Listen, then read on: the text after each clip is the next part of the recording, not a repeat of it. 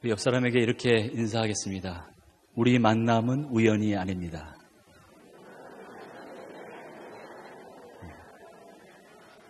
굉장히 좋아하시네요. 많이 불러보셨군요. 사람은 인생에서 누구를 만나느냐, 이것이 매우 중요합니다. 만남이 너무나 귀하고 소중한 축복이죠. 누구를 만나느냐에 따라서 우리의 삶이 전혀 달라지게 됩니다. 인간은 사회적인 동물입니다. 절대로 혼자서는 살아갈 수 없는 존재입니다. 관계를 맺고 관계 속에서 살아가게 됩니다. 부부가 서로 만나서 결혼을 하고 관계를 맺고 미운정, 고운정 들면서 살아가게 됩니다. 학창시절에는 선생님을 만나서 지식을 배우고 인격을 배우고 성장하게 됩니다.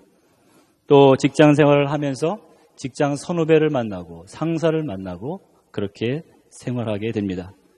또 사업을 하시는 분들은 비즈니스를 하면서 수많은 거래처 사람들을 만나면서 생활을 하게 됩니다. 우리의 인생이 행복하고 성공하기 위해서는 가장 중요한 것이 돈이 아닙니다. 관계입니다. 관계. 나와 가장 가까이 있는 그 관계에서 우리가 성공해야지만이, 좋은 관계를 맺어야지만이 우리의 인생이 행복하고 성공할 수 있다는 것입니다. 여러분, 우리가 사람들을 만나게 되는데 어떤 사람은 굉장히 긍정적인 사람입니다. 만나면 늘 긍정적인 이야기를 합니다.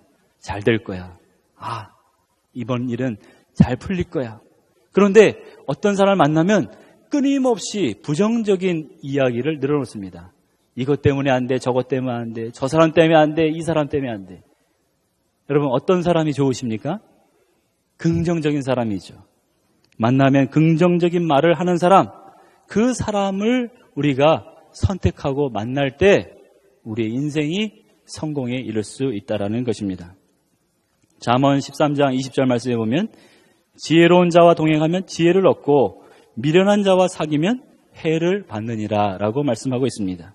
지혜로운 자, 믿음이 좋은 사람, 긍정적인 말을 하는 사람, 그 사람을 만나게 되면 하나님이 주신 지혜를 얻는다. 그리고 그의 인생이 형통하게 된다는 것입니다. 하지만 미련한 사람, 어리석은 사람, 부정적인 생각과 말을 하는 사람, 그 사람과 말을 섞고 동행하게 되면 어떻게 된다고요? 해를 받게 된다. 실패하는 인생이 되고 만다라는 것입니다. 그래서 우리가 이 귀한 만남을 잘 선택을 해야 된다는 것입니다. 오늘 말씀해 보시면 이 세상에서 가장 소중한 분인 예수님과의 만남을 가진 한 사람이 등장을 합니다. 우리가 잘 알고 있는 누구입니까? 삭개오. 그 키 작은 삭개오, 그가 예수 그리스도를 만나는 장면입니다. 이 삭개오라는 이름의 뜻은 순전하다, 정의롭다, 그런 뜻을 가지고 있습니다. 그러나 이 삭개오는 자기 이름에 걸맞는 인생을 살지를 못했습니다. 그의 직업은 세리장이었습니다. 오늘날로 말하자면 세무서장 정도 되는 직위였습니다. 그 당시 이스라엘은 로마 제국의 지배 아래 있었기 때문에 로마 제국에 세금을 바치게 되어 있었습니다. 세리들은 동족들을 무자비하게 착취하여 세금을 걷어들였습니다. 예를 들어 1,000원을 받아야 되는데 5,000원을 받아서 1,000원만 로마에 바치고 4,000원은 자기가 챙기는 그런 식이었습니다. 그렇기 때문에 이스라엘 사람들이 가장 싫어했고 미워했던 사람들이 바로 세리들이었습니다. 나라를 팔아먹는 매국노였기 때문입니다. 창녀들과 함께 이 세리들은 죄인의 대명사이기도 했습니다. 삭개오는 그 세리들 중에서도 뭐였습니까? 세리장이었어요. 그러니까 얼마나 많은 미움과 멸시를 받았겠습니까? 한마디로 인간 말종. 저 사람은 인간이 아니다. 빨리 죽어야 돼. 그런 취급을 받던 사람이었습니다. 또한 이 삭개오는 키가 유난히도 작은 사람이었습니다. 키가 작기 때문에 신체적인 열등감 속에 살았습니다. 그래서 이 열등감을 극복하기 위해서 내가는 돈을 많이 벌어야겠다. 돈을 악착같이 이를 악물고 내가 돈을 많이 벌어서 성공해서 내가 떵떵거리고 살아야 되겠다. 이런 마음을 먹고 있었습니다.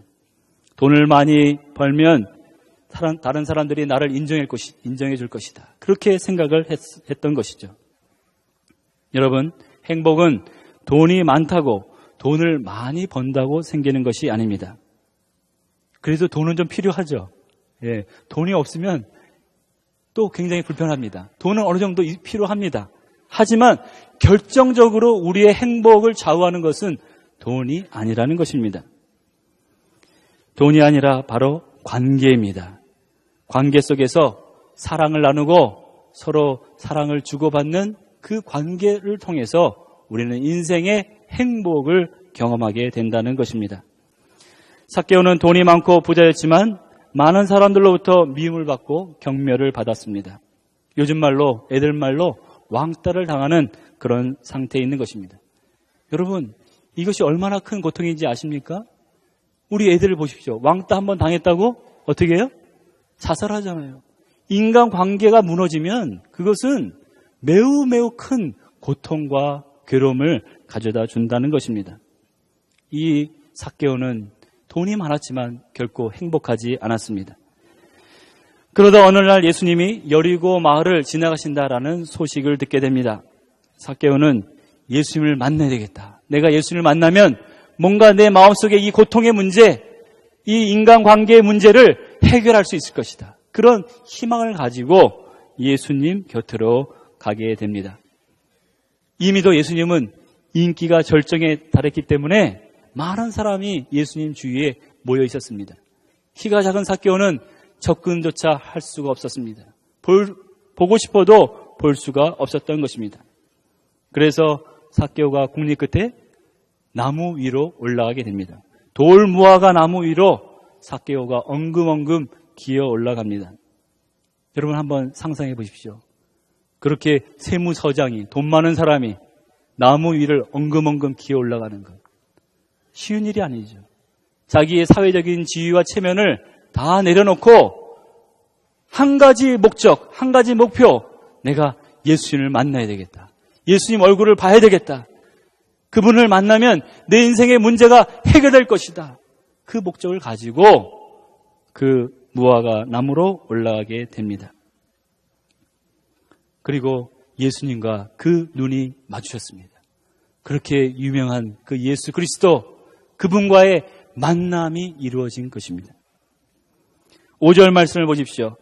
예수님께서 이렇게 말씀하십니다. 예수께서 그곳에 이르사 우러러 보시고 이르시되 삭개오야 속히 내려오라. 내가 오늘 내 집에 유하여야 하겠다 하시니. 예수님의 이 말씀은 너무나 놀랍고 파격적인 말씀입니다. 그 당시 죄인 취급받던 세리와 직접 이야기를 하시고 말을 섞고 또 그 죄인의 집에 들어가서 내가 유하겠다. 이것은 그 당시에 도저히 상상조차 할 수 없는 엄청난 일이었습니다. 이 삭개오의 사건으로 말미암아 예수님이 얻으신 별명이 있습니다. 그것은 뭐냐 하면 세리와 죄인의 친구다. 예수님의 별명이죠. 예수님은 세리와 죄인의 친구가 되어주셨습니다. 삭개오가 이 예수님의 말씀을 듣고 얼마나 기뻐했을까요? 그 수많은 병자들 고치시고 죽은 나사로를 살리시고 오병이어의 기적을 행하셨고 그 메시아이신 예수 그리스도께서 나의 집에 들어오시겠다. 삭개오는 급히 내려와서 기쁜 마음으로 예수님을 영접하게 됩니다.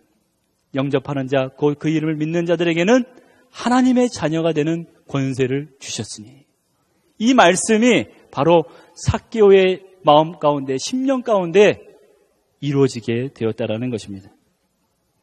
삭개오는 예수님을 영접하고 예수님을 만남으로 인해서 그의 인생에 놀라운 변화를 경험하게 됩니다. 예수님을 만나고자 하는 그 한 가지 목표, 그것에 집중했기 때문에 그는 놀라운 은혜를 받고 변화를 체험하게 된 것입니다. 사랑하는 여러분, 우리는 여기서 중요한 교훈 한 가지를 깨닫게 됩니다. 우리가 예수님을 만나기 위해서는 생각만 해서는 안 된다는 것입니다. 삭개오가 가만히 앉아서, 사무실에 앉아서 예수님 한번 만났으면 좋겠다. 그렇게 생각만 해서는 예수님을 만날 수가 없다라는 것입니다. 자기 발로 뛰어나가야 됩니다. 예수님을 찾아야 됩니다. 예수님을 찾고 또 찾고 문을 두드려야 됩니다. 그리고 그 무화과 나무 위로 그렇게 올라가는 행동을 해야 된다는 것입니다. 적극적으로 행동하는 믿음. 생각만 하고 머릿속으로만 믿는 믿음이 아니라 내 구체적인 행동과 실천을 통해서 예수님을 만나고자 해야 된다는 것입니다. 사랑하는 여러분, 진정으로 예수 그리스도를 만나기를 원하십니까? 그렇다면 내 마음속에서 성령께서 이끄시는 대로, 성령께서 감동하시는 대로 내가 행동하고 실천으로 옮겨야 합니다.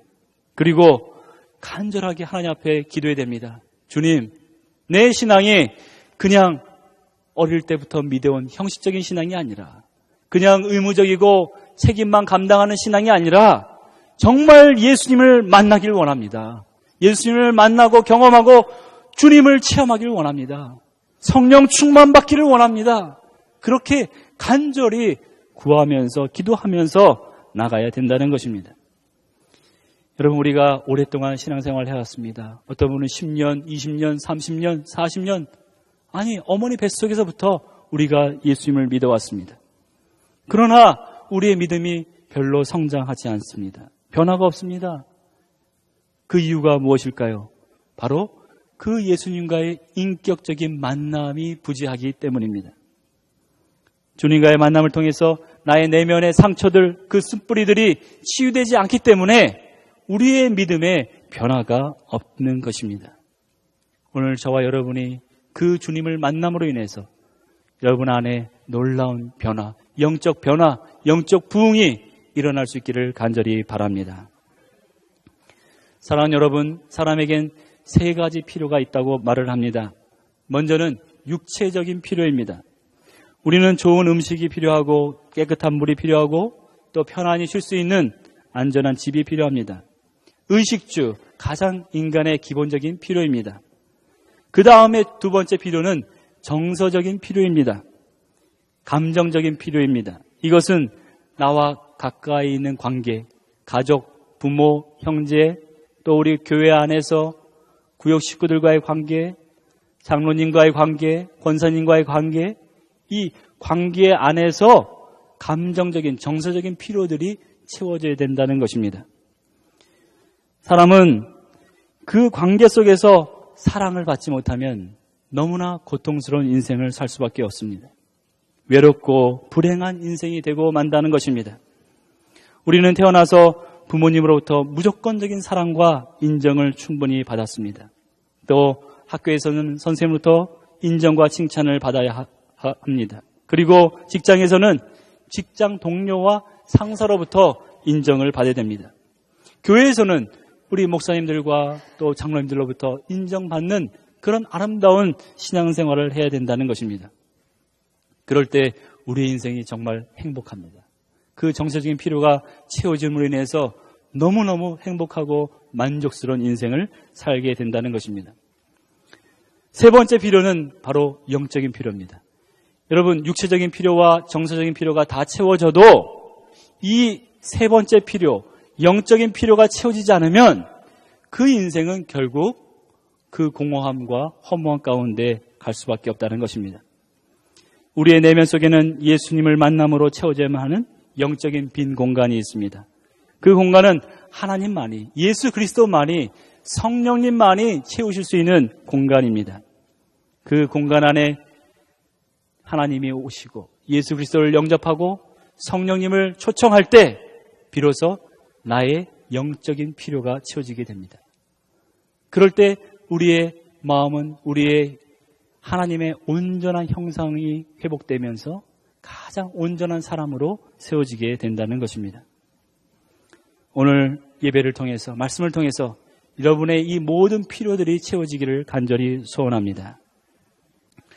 예수님께서 이 세상에 육신의 몸을 입고 오신 목적은 잃어버린 죄인을 구원하기 위함입니다. 예수님께서는 의인을 부르러 오신 것이 아니라 죄인을 부르러 오셨습니다.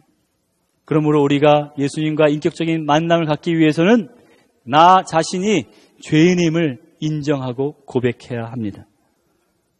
내가 그래도 괜찮은 사람인데, 내가 그래도 선한 사람인데, 내가 그래도 법 없이 살 사람인데, 그런 생각을 조금이라도 가지고 있는 사람은 결단코 예수 그리스도를 만날 수가 없습니다. 하나님, 나는 죄인입니다. 나는 영원히 죽을 수밖에 없는, 지옥에 몇천 번 떨어질 수밖에 없는 그런 죄인 중에 괴수입니다. 그렇게 겸손히 자기를 낮추고 죄인임을 고백하는 그 영혼이 예수 그리스도를 만나게 된다는 것입니다. 그리고 그 예수 그리스도의 만남을 통해서 우리 안에 문제들이 해결되게 됩니다. 나의 내면 깊은 속에 있는 열등감, 수치심, 죄책감, 관계의 모든 문제들, 그것들을 주님께서 하나씩 해결해 주시고 풀어주신다라는 것입니다. 우리는 오직 예수님의 십자가 은혜로 말미암아 구원을 받고 치유를 받게 됩니다. 오늘 삭개오는 그 예수 그리스도를 만남으로 이 은혜를 경험했습니다. 하나님의 자녀가 되었습니다. 아브라함의 자손으로 인쳐지게 된다는 것입니다. 여러분, 이 삭개오가 예수님을 만난 뒤에 어떻게 변화되었는지 그것을 오늘 보시길 원합니다. 8절 말씀을 우리 다 함께 한 목소리로 읽겠습니다. 삭개오가 서서 주께 여짜오되 주여 보시옵소서, 내 소유의 절반을 가난한 자들에게 주겠사오며 만일 네 것을 토색한 일이 있으면 4배나 갚겠나이다. 아멘. 아멘 하셨어요. 네. 내 소유의 절반을 가난한 자들에게 나눠주겠습니다. 네. 아멘 하셨죠? 여러분, 현재 재산 반을 잘라서 가난한 자들에게 나눠주셔야 돼요. 그래야지 삭개오가 만난 그 주님을 만나시는 겁니다. 그리고 내가 네 것을 토색한 것이 있다면, 빼앗은 것이 있다면 몇 배로 갚아요? 4배로 갚겠습니다. 그 당시에 율법은 2배로만 갚으면 됩니다. 그런데 저는 4배로 갚겠습니다. 놀라운 반응입니다. 기적 같은 변화입니다. 예수님을 만나면 이런 변화가 일어나게 된다는 것입니다. 삭개오의 마음속에 놀라운 가치의 변화가 일어났습니다.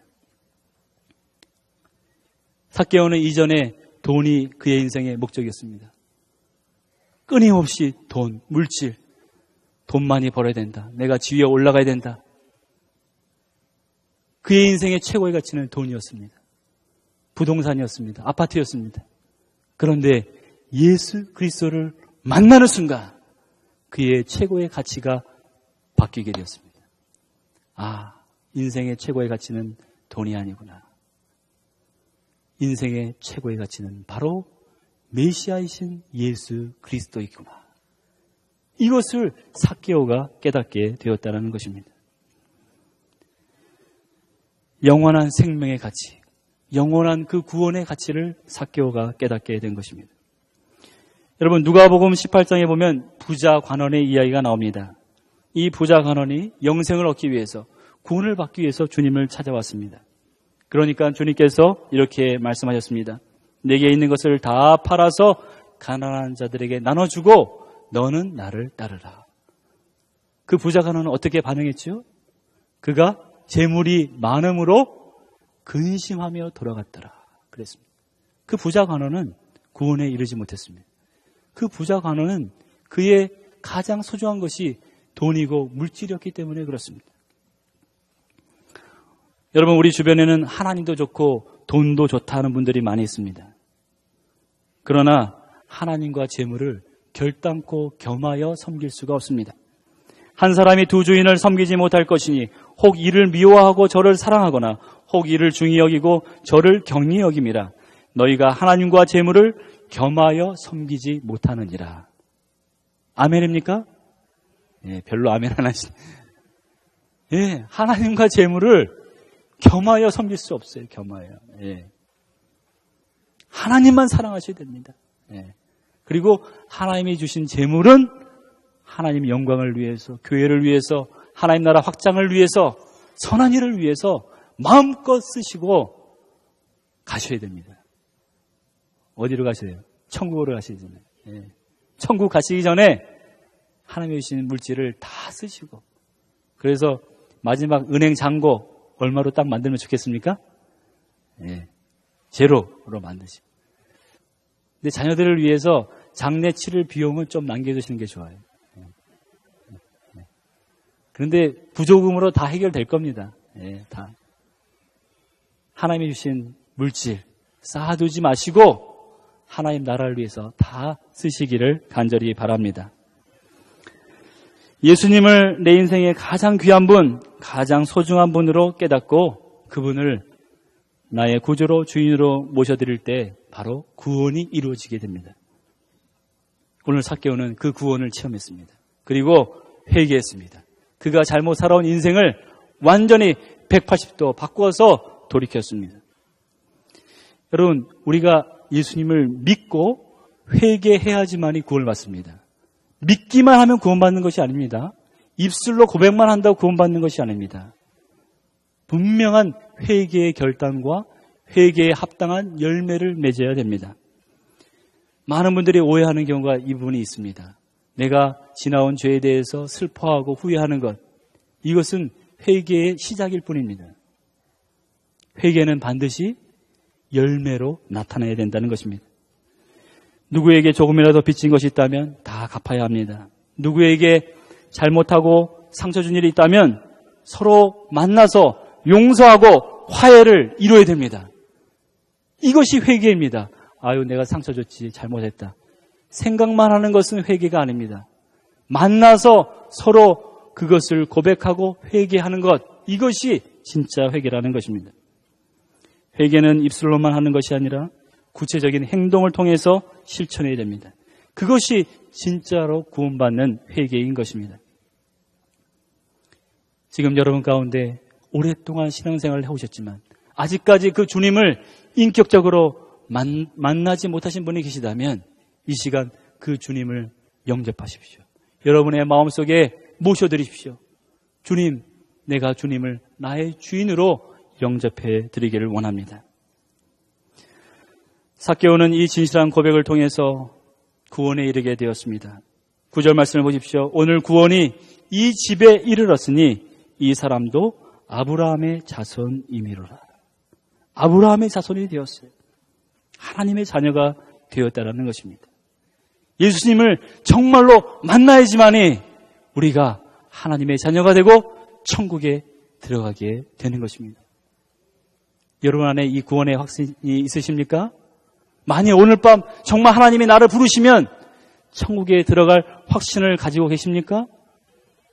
네, 아멘이 약해요. 정말 오늘 밤 하나님 부르셔도 나는 주님 믿기 때문에 천국에 들어갑니다. 이 고백이 여러분 안에 진실한 고백이 되기를 간절히 바랍니다. 마지막 10절 말씀입니다. 인자에 온 것은 잃어버린 자를 찾아 구원하려 함이니라. 인자가 오신 것, 예수님께서 이 땅에 오신 것은 잃어버린 자, 아직도 예수님 만나지 못하고 죄 가운데 사망 가운데 고통당하는 그 영혼들을 구원하는 것, 그것이 예수님이 이 땅에 오신 유일한 목적이라는 것입니다. 전도하고 선교하는 것입니다. 여러분, 우리가 신앙생활하면서 가장 부담스러운 것이 무엇입니까? 전도하는 것이죠. 이제 다음 주 새성면 초청장치가 있게 되는데 한 영혼을 주님께로 인도해야 됩니다. 어떤 분들은 시간으로는 봉사하겠습니다. 내가 물질로는 봉사하겠습니다. 그런데 전도는 죽어도 못하겠습니다. 이런 분들이 계세요. 그런데 죽어도 전도는 하셔야 됩니다. 왜냐하면 예수님이 친히 명령하신 거기 때문에. 예수님의 유언입니다. 예수님께서 마지막으로 남기신 말씀, 그것이 바로 전도이고 선교이기 때문에 그렇습니다. 예수님께서는 우리에게 이 사명을 주셨습니다. 여러분, 사명은 내가 목숨을 걸고 해야 될 일, 그것이 사명입니다. 오늘 여러분이 인생을 살아가는 목적이 어디 있습니까? 삶의 이유가 어디 있습니까? 그것은 전도에 있습니다. 아직도 내 주변에 예수 그리스도를 만나지 못한 그 영혼들, 그래서 고통 가운데 신음하는 그 영혼들, 그 영혼들을 전도하는 것, 그것이 내가 목숨을 걸고 해야 될 일이라는 것입니다. 우리가 전도를 잘하기 위해서는 먼저 우리가 가슴에 품고 기도한 그 영혼들을 위해서 간절히 기도해야 됩니다. 이제 일주일밖에 남지 않았습니다. 그 영혼들을 가슴에 품고 날마다 기도하십시오. 성령님을 의지하십시오. 성령님께서 이미 그 영혼들을 만지시고 변화시켜 주실 것을 위해서 기도하십시오. 그래서 성령님의 감동으로 다음 주에 이 우리 본당을 꽉 채울 수 있는 그런 놀라운 생명의 기적이 일어나기를 간절히 바랍니다. 사랑하는 성도 여러분, 이 세상의 가장 귀한 축복은 만남의 축복입니다. 우리의 만남은 우연이 아닙니다. 필연입니다. 예수 믿는 사람들에게서 만남은 필연이에요. 저와 여러분이 만난 것도 결코 우연이 아닙니다. 하나님의 섭리와 주권 아래 만나게 되었습니다. 우리 인생의 가장 소중한 만남은 나를 죄에서 구원해 주시는 예수님과의 만남입니다. 그리고 예수님의 가장 큰 관심, 사랑의 대상인 그 대상자들을 우리가 전도하는 것입니다. 그들을 주님께로 인도하는 것입니다. 그 만남이 가장 축복된 만남이라는 것입니다. 교회는 교회 자체를 위해서만 존재하지 않습니다. 우리끼리만 잘 먹고 잘 사는 것은 하나님의 뜻이 아닙니다. 교회는 이 죽어가는 이 세상을 위해서 존재합니다. 세상의 수많은 잃어버린 영혼에게로 우리가 나아가야 합니다. 전도하고 선교하는 것, 이것이 전 교회의 가장 중요한 사명인 것입니다. 여러분의 입술을 열어서 담대히 예수 그리스도의 복음을 증거하십시오. 그리고 우리 교회를 자랑하십시오. 이 전도와 선교를 통해서 하나님의 놀라운 축복이 임하고 우리 교회가 이 시대를 감당하고 이 지역을 변화시키는 능력 있는 교회가 되기를 주님의 이름으로 축복합니다. 기도하시겠습니다.